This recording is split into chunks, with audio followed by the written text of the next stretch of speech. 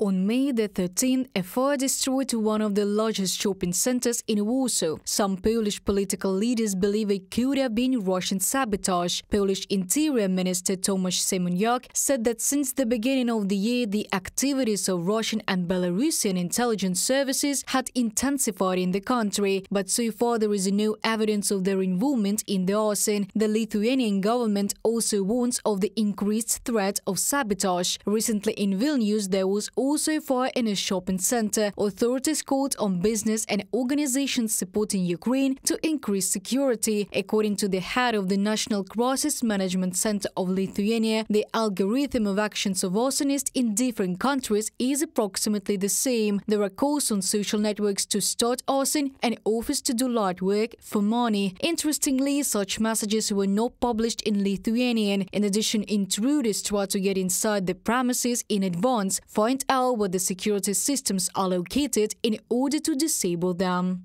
The threat of arson, as observed in neighboring countries, is also present in Lithuania. Therefore, we urge businesses and security services to be very vigilant, monitor the situation and record any suspicious incidents. Provocations are intended to cause public panic and reduce support for Ukraine, and that the Russian secret services may be involved. Vilmantas Vitkauskas, head of National Crisis Management Center of Lithuania, from a publication on the LRT website.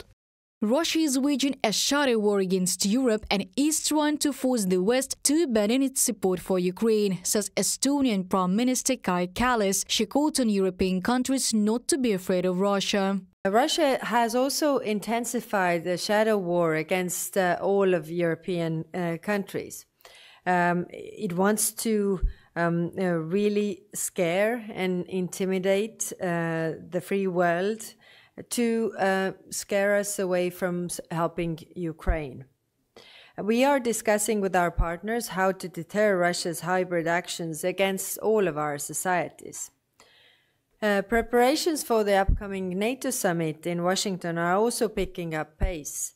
Our shared aim is to make sure the decisions that the allies make show not only NATO's unity, but also NATO's strength. Kaja Kallas is sure that Putin is trying to use migration as a weapon against Europe. Russia and Belarus are literally pushing migrants across the border and creating problems for Europeans. Because from a human rights perspective, EU countries should accept illegal immigrants. Because of such provocations from Moscow, Finland closed its border with Russia indefinitely. The country's foreign minister Elina Valtonen called on the European Union to develop a joint response to the Kremlin's hybrid threats.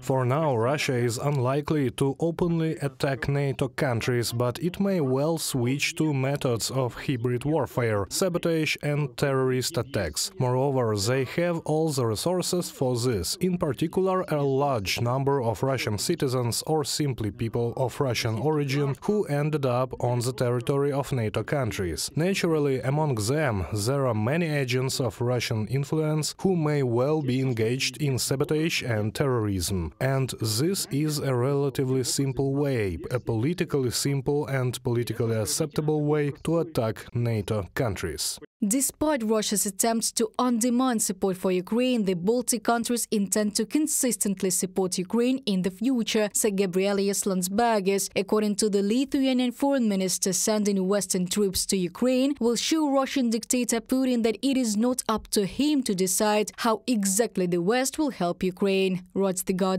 Reported by Diana Kolesnik, Христина Домбровська, UATV News.